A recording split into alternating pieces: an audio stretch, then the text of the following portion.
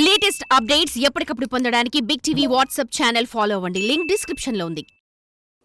Hi hello welcome to Big TV. నేను మీ గౌతమి. బలగం ఎంత సూపర్ హిట్ అయిందో మన అందరికీ తెలుసు. మరి వేణు గారి దగ్గర నుంచి మళ్ళీ కొత్త ప్రాజెక్ట్ ఎప్పుడెప్పుడు రాబోతుందో అని వెయిట్ చేస్తున్న తరుణంలోని అలా వచ్చి రానట్టు ఒకటైతే రావడం జరిగింది. మరి ఈ మూవీ పైన కూడా ప్రేక్షకులు చాలా ఎక్స్పెక్టేషన్స్ పెట్టుకున్నారు.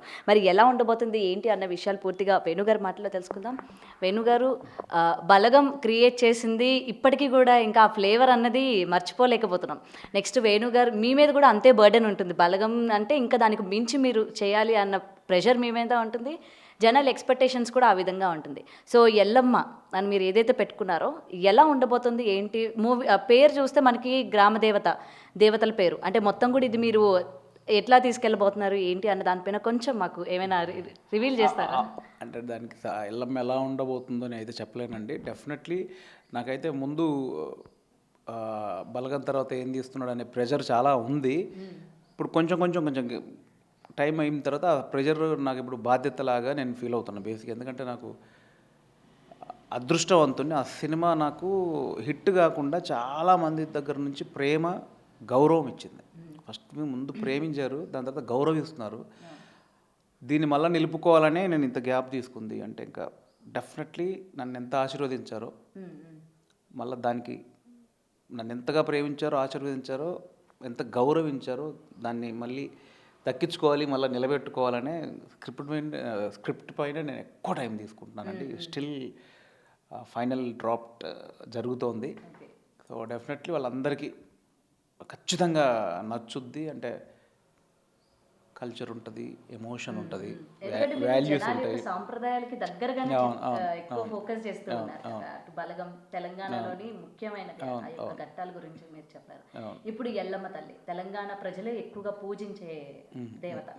అందుకని ఇది మొత్తం కూడా అంటే దీన్ని మళ్ళీ ఒక ప్రాంతం అంటే ప్రాజెక్ట్ గురించి ఎక్కువ నేను చెప్పదలుచుకోలేదు. కానీ మళ్ళీ ఎల్లమ్మ అంటే తెలంగాణ ప్రాంతమే కాదండి. అంటే నా ఉద్దేశం ఏంటంటే పోలేరమ్మ ఉంది, అంకాలమ్మ ఉంది, మాధుమాంబ అమ్మవారు ఉన్నారు, ఇంకెవరు ముత్యాలమ్మ ఉన్నారు, ఎల్లమ్మ ఉంది, పోషమ్మ ఉంది, మైసమ్మ ఉంది. అంటే ఎవరికైనా అమ్మవారు ఒక్కతే, పేర్లు మారుతాయి కానీ అమ్మవారు ఒక్కతే, శక్తి ఒక్కతే.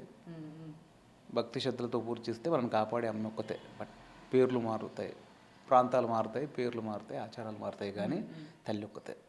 మళ్ళీ పోర్ట్రేట్ చేయొద్దని, అంటే పోర్ట్రేట్ ఇన్ ద సెన్స్ తెలియకుండా మళ్ళీ అలా కాకుండా ఇది అందరిది అనేది నా ఉద్దేశం. సో మంచి సినిమా అండి, డెఫినెట్లీ అందరికీ నచ్చుతుంది.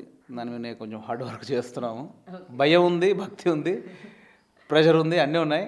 అవన్నిటిని ఓవర్కమ్ చేసి మంచి సినిమా అందించాలన్న దాంట్లోనే కాదు. ఎప్పుడు సెట్స్ పైకి వెళ్ళబోతుంది?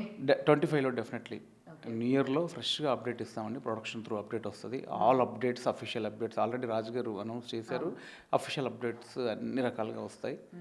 న్యూ ఇయర్లో స్టార్ట్ అవుతుంది డెఫినెట్లీ. ఓకే. సో అలాంటి కొత్త వాళ్ళకి ఏమైనా ఆపర్చునిటీస్ ఉంటాయా? డెఫినెట్లీ అండి. నేను ఇప్పుడు బలగం చూసారండి, కొత్త వాళ్ళు పాత వాళ్ళు అనే సెన్స్ కాదండి. రాసుకున్న కథలో ఆ క్యారెక్టర్ ఎవరిని కోరుకుంటుందో నేను వాళ్ళ దగ్గరికి వెళ్తాను. ఇది నేను బలగంలో అదే చేశాను, ఈ సినిమా కూడా అదే జరుగుతుంది. అంటే అదే కోరుకుంటుంది కదా. సో అది మీరని కాదు, నా కథలో మీరుంటే మీరు ఎక్కడున్నా మీ దగ్గరకు వచ్చి మిమ్మల్ని బతిలాడి మావాడి మీకు అన్ని చేసి తీసుకొస్తాం.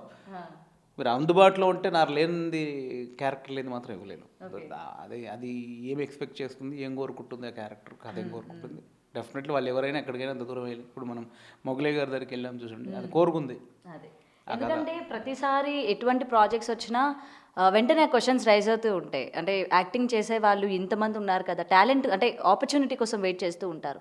ఎప్పుడు అదర్ కంట్రీస్ నుంచో అదర్ స్టేట్ నుంచో తీసుకొచ్చి పెట్టే కన్నా, తెలుగు రాని వాళ్ళకి నేర్పించి పెట్టే కన్నా మేము ఉన్నాం కదా, దానికన్నా ఎక్కువ అవుట్పుట్ ఇచ్చే వాళ్ళం ఉన్నాం కదా అని చెప్పి ఎప్పుడు కూడా కొత్త వాళ్ళు బాధపడుతూ ఉన్న సందర్భాలు ఉంటాయి.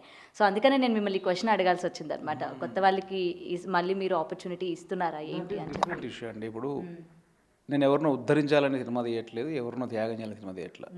నా సినిమా బాగుండాలి, నా సినిమా హిట్ అవ్వాలి, మా ప్రొడ్యూసర్ గారికి డబ్బులు రావాలి, యాక్టర్లకు మంచి పేరు రావాలి, దర్శకుడిగా నాకు పేరు రావాలి. ఏదైనా ఈ ప్రాసెస్, ఈ ప్రాజెక్ట్ వర్క్ అవ్వడానికి ఎవరు యూజ్ అవుతారో వాళ్ళనే తీసుకుంటారండి. ఏ ప్రొడ్యూసర్ అయినా, ఏ డైరెక్టర్ అయినా. ఎందుకంటే అంత కష్టపడి చేసేది ఆ ప్రాజెక్టు బయటకు వచ్చి అందరికి రీచ్ అయితేనేమో కదా మా కష్టం. ప్రతి ఒక్కరు మా సినిమా చూసి మెచ్చుకుంటేనే కదా మా కష్టానికి ఒక అర్థం ఉంటుంది. ఆ ప్రాజెక్ట్ ఏం కోరుకుంటుందో అదే. ఇప్పుడు మీరు నాకు ఇంటర్వ్యూకి వచ్చారు, నా వాయిస్ బాగుండాలంటే ఏ మైక్ వాడాలి, నేను బాగా వాడాలంటే ఏ కెమెరా, అదే వాడతారు తప్ప మా ఇంట్లో ఎప్పటి నుంచి ఉందని ఒక వాడరుగా. మీ క్వాలిటీ మీకు కావాలిగా, అక్కడ బ్రేక్ చేయరుగా, అంతేగా, మాది అంతేగా. దానికి ఎవరు అవసరం ఏందనేదే ముఖ్యం అనేది నా ఉద్దేశం. అది ఇప్పుడు బలగం లాంటి సినిమా వచ్చినప్పుడు అందరు కొత్త వాళ్ళు వచ్చారుగా.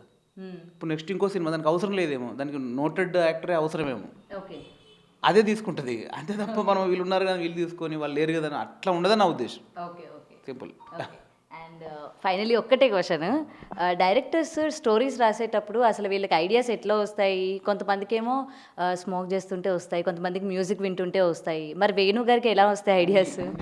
మీరు ఏమైతే ఫీల్ అవుతారో అన్నీ అండి. అంటే ఎక్స్ప్లోర్ అయితేనే కదండి బేసిక్గా, ఎక్స్ప్లోర్ అయితేనే. ఇప్పుడు స్మోకింగ్ చేసేటోళ్ళు స్మోకింగ్, మందు తాగితే మందు, ఒక్కొక్క మూడు ఉన్నప్పుడు ఒక్కొక్కటి వస్తుందండి. నేను సత్యపూసని ఏం చెప్పట్లే. అంటే మనం ఎక్కడో చోట స్టక్ అయినప్పుడు దాన్ని బ్రేక్ చేసి ఒక ఇది కావాలి. అది ఇప్పుడు మీలాంటి ఒక ఫ్రెండ్ ఉందనుకోండి, మీతో మాట్లాడితే నాకు ఐడియా వస్తుందేమో. లేకపోతే ఏకాంతంగా ఎక్కడో శూన్యంలో చూసుకుంటే సిగరెట్ కలిసి వస్తుందేమో.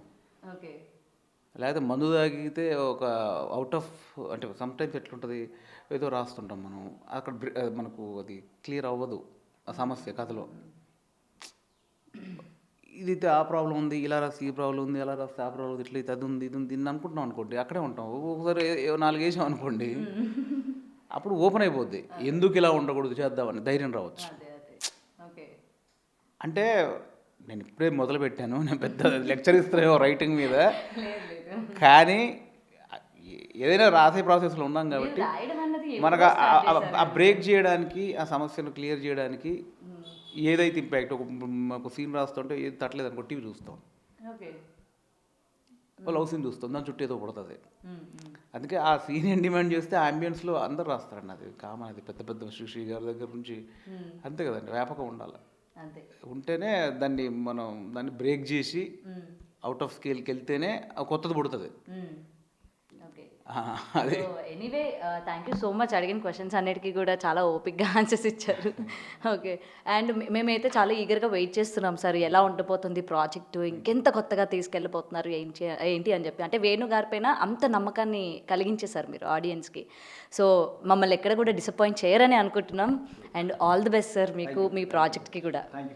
Yeah sir. For more videos like this, subscribe Big TV channel.